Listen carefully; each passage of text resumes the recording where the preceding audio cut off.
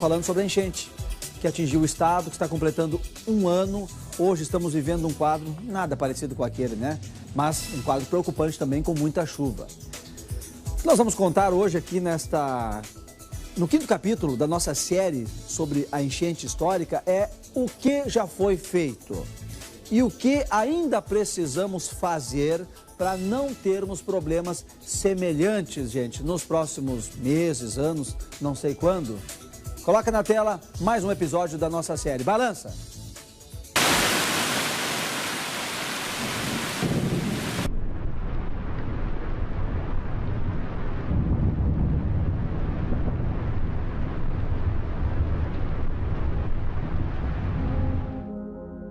Ninguém foi capaz de conter o avanço das águas.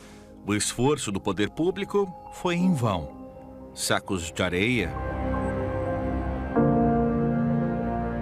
diques e comportas. Nem mesmo estações de bombeamento conseguiram amenizar o problema.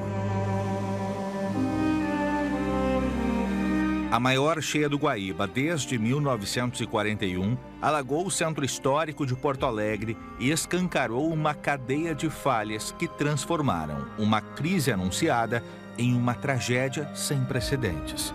Pelas coisas que acontecem com a natureza e não fazem nada para ajudar. Tá feio. Sei só com meus trapinhos aqui, eu coisinha. Não dá para aguentar. Era como se o coração da cidade tivesse parado de bater. A vida que pulsava nas milhares de pessoas que circulavam diariamente deu lugar a um silêncio desolador. Caminhar pelas ruas, esperar alguém querido na rodoviária ou embarcar no trem, visitar o mercado público. Tudo isso ficou impossível de fazer. Uma das coisas que me marca muito no mercado, assim, são os cheiros, os sabores, assim, os saberes do mercado e os barulhos, né? Tipo, o som, assim. Tipo, a gente tá aqui agora, ele tem um som, né? Tem um som de gente passando, de gente caminhando, carro na rua. Ah, a senhora quer mais alguma coisa? E era um silêncio absurdo, assim. Isso aí era uma das coisas que mais me pegava, assim. Era um silêncio muito grande, tudo embarrado pro centro todo em silêncio, assim. Quarta geração de uma família enraizada no mercado público, Carol nunca imaginou que um dia seria obrigada a deixar tudo para trás. Quando a gente fechou a loja, assim, era perto das 10 da manhã, a gente fechou a loja. Tem uma cena, inclusive, eu não tinha chorado, eu só estava muito nervosa, mas eu estava, assim, acho que todas as forças possíveis no corpo eu estava tirando para conseguir carregar coisas, subir armário, mexer tudo. E quando eu estava indo embora, assim, eu encontrei o meu tio. Meu irmão do meu pai, ele não trabalha mais aqui com a gente, trabalhava na época numa ferragem na Zona Sul. E eu encontrei ele entrando no mercado. Ele disse, eu falei com o meu chefe, vim aqui para ajudar vocês. Um cara que estava lá na Zona Sul, saiu do trabalho e veio nos ajudar, é porque é muito maior do que a gente está conseguindo enxergar. Pensei, porque a gente estava aqui dentro trabalhando muito, né? E ali eu desabei a chorar, assim. Há alguns minutos dali, o mesmo drama invadia o Correio do Povo. Acostumado a relatar as histórias dos outros, o jornal virou personagem de sua própria notícia. Nós tínhamos que continuar fazendo jornalismo, nós tínhamos que continuar fazendo jornal, tínhamos que continuar levando informação. E, além disso, havia preocupação, então, com pessoas que já foram atingidas naquele mesmo dia. Já tinha colegas que já tinham sido atingidos diretamente pela enchente, né? O Parque Gráfico, no 4º Distrito, foi engolido pela água, suspendendo a impressão do jornal. Por cerca de 10 dias, a única saída foi informar pela internet. Passado e futuro se cruzavam diante dos olhos do diretor de redação, que tinha estampada em uma das paredes essa fotografia. 83 anos depois, uma nova enchente atingia o prédio histórico. Enchente de 41, eu não estava aqui, não era nascido, mas eu tinha ela muito presente no dia a dia, ali na minha sala, porque estava a foto ali, né? E tinha, digamos, normalizado nesse sentido como uma coisa quase poética, porque a foto era poética, né? Mas não tem nada de poético nessa tragédia, ela é trágica. O que fez Porto Alegre ficar debaixo d'água? Desde a década de 70, a capital gaúcha conta com um sistema de proteção contra enchentes. São diques, comportas, o icônico Muro da Mauá. Mas em maio de 2024, quando a cidade mais precisou, as defesas falharam. De todos os locais estudados, Apenas em alguns locais do dique do Rio dos Sinos verificou-se que a água passou por cima do nível que o dique foi projetado e construído. Então é o único local que, digamos assim, a natureza superou o valor de projeto. Em todos os outros locais, isso inclui Canoas e Porto Alegre, houveram falhas, diversas falhas pontuais ao longo do sistema que fizeram com que as águas entrassem. Então era algum rebaixamento que foi feito no dique em razão de alguma obra que estava sendo realizada ali, daí alguém resolveu rebaixar o dique para passar um caminhão mais fácil, algo assim, e não reconstruiu. Diques que não foram construídos a pleno, por exemplo, na zona norte de Porto Alegre, esperava-se que os diques protegessem até a cota 7 metros, mas eles estavam abaixo, então por algum motivo ele não estava na cota correta.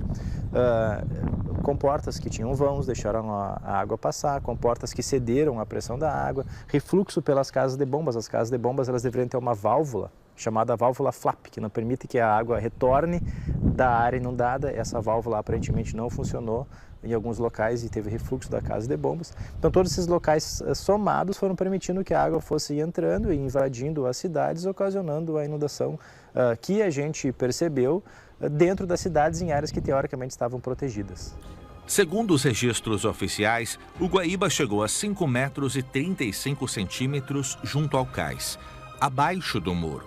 Mas foi justamente por baixo que a água tomou parte da cidade. Eu tenho certeza que o sistema nunca tinha sido testado, né? Então é um sistema projetado na década de 60, construído na década de 70, que a primeira vez que foi fechada uma comporta, por exemplo, foi na data de 2015, onde a água não chegou aos 3 metros, que é, vamos dizer, a margem do Guaíba no Cais Mauá. Então, a primeira vez que o sistema foi realmente testado na sua efetividade, é um sistema que ele não pode ser testado sem que haja o evento. Então, uma casa de bomba ela não é ligada se não há chuva, uma comporta não é testada se não há a elevação dos níveis. Então, o que a gente viu foi, em praticamente 60 anos, a primeira vez desse sistema sendo testado, e a gente conseguiu identificar em torno de 40 pontos onde houve extravasamento, seja num dique, seja numa comporta, seja numa casa de bomba, seja numa estrutura de esgotamento pluvial. Então, o que a gente primeiro fez foi identificar os pontos.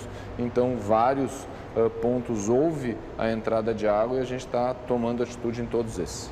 A entrevista com o diretor do DEMAI foi realizada na Casa de Bombas 17, um dos pontos emblemáticos da inundação que atingiu a região central da capital gaúcha. Hoje, o sistema de drenagem passa por obras para evitar um novo colapso. Troca de motores, instalação de geradores, sensores de emergência. Mas ainda há muito a ser feito. O número de comportas cairá pela metade. Das 14 existentes até maio de 2024, 3 já foram fechadas permanentemente. Outras 4 estão com os dias contados, fora as que deverão ser substituídas. Mas quando de fato Porto Alegre estará pronta para enfrentar um evento climático de grande escala? Para o porta-voz do DEMAI, já está. Hoje, com certeza, em poucas horas. Hoje a gente tem, inclusive, teste das comportas, já assinamos os contratos dos novos fechamentos, as casas de bomba todas estão passando por projetos de resiliência energética, essa Equatorial já com um projeto entregue para a Prefeitura de dedicação exclusiva de energia, que é um parâmetro, é um indicador muito importante, né? O nível de intermitência da energia elétrica em eventos climáticos. Então, a gente vem diariamente construindo uma cidade muito mais robusta do ponto de vista de proteção contra a cheia, drenagem urbana e sustentabilidade energética para que isso não aconteça nem perto do que aconteceu em maio do ano passado. Só que não é preciso ir muito longe para descobrir que a realidade é bem diferente do discurso oficial. Essa comporta aqui na Avenida São Pedro está para ser substituída. Mas enquanto isso não acontece, quem passa por esse ponto se depara com sacos de areia, lixo e muito mato. Não, a gente não está preparado para algo da mesma magnitude ou até menor e principalmente maior. Primeiro porque parte do que foi estragado, parte do que foi danificado no evento anterior ainda não foi reposto, né? Ou seja, as comportas que não resistiram à pressão, elas ainda estão danificadas, né? E as partes que eram suscetíveis à inundação continuam.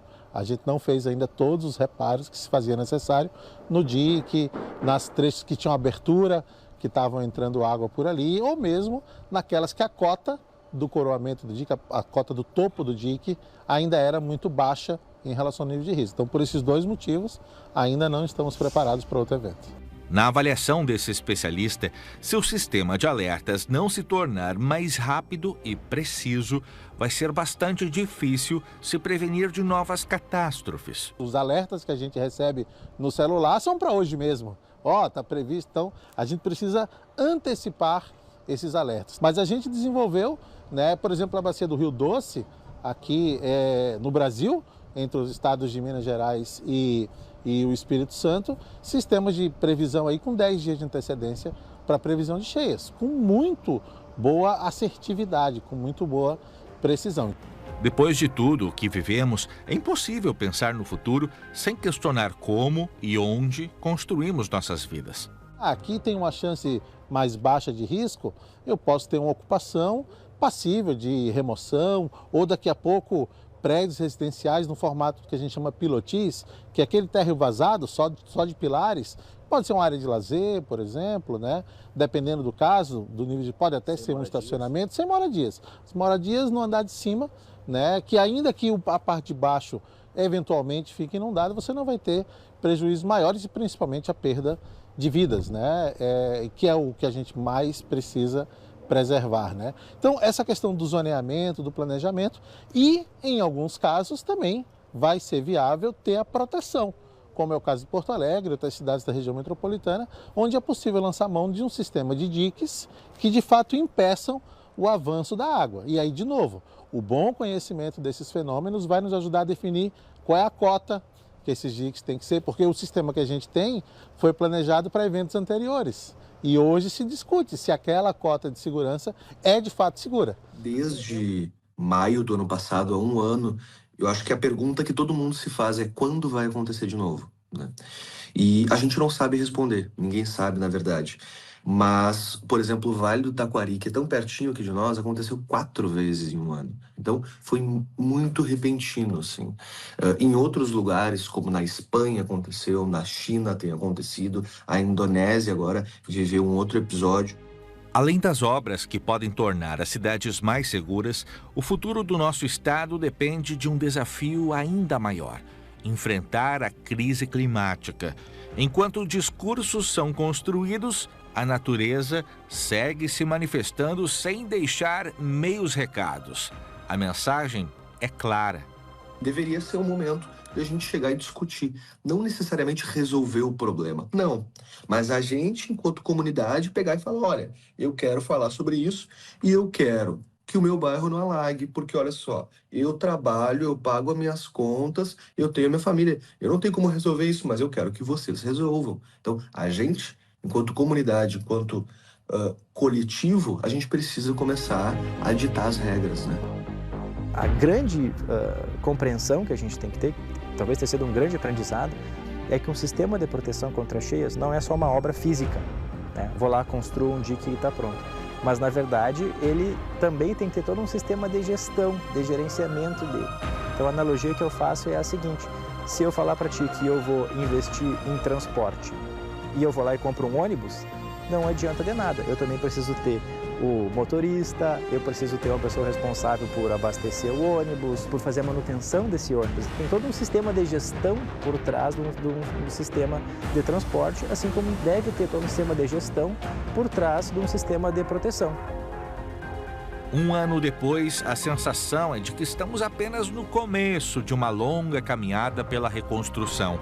A pergunta que fica é: estamos apenas reconstruindo o passado ou preparando de fato um futuro seguro? E a gente não pode apenas reconstruir aquilo que perdemos. Nós precisamos fazer uma cidade em condições de enfrentar a chuvarada, de enfrentar altos volumes d'água. Há cidades, várias, porque não é um problema para ser resolvido por Porto Alegre, por exemplo. Não é um problema para ser resolvido por Canoas, por Lajeado. Não, é um problema que tem que ser resolvido por um conjunto de cidades, pelo estado do Rio Grande do Sul, pelo Brasil tem que ser resolvido.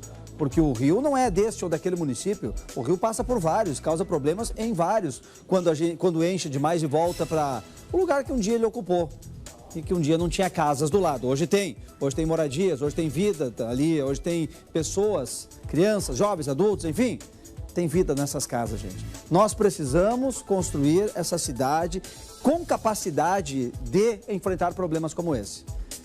E aí tem, né, a visão do DEMAI, entendendo que não passaríamos o que passaríamos no ano passado se acontecesse de novo.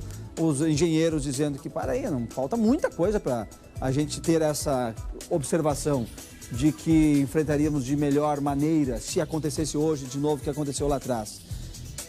As conclusões o senhor e a senhora tiram, que circulam pela cidade, vocês que circulam, vale para Porto Alegre, mas vale para tantas outras cidades que passaram pelo mesmo problema, não é verdade? Olha, hoje de manhã, circulando aqui na zona sul de Porto Alegre, tudo alagado, gente, as ruas, né, no meio daquela chuvarada forte, alagado, né, bueiro que não dá conta, bueiro mandando água para fora, vertendo água de bueiro, gente, vertendo. Aí é complicado, né? É difícil daí. Vamos em frente? Precisamos preparar essas cidades para enfrentar esses fenômenos que estão acontecendo já.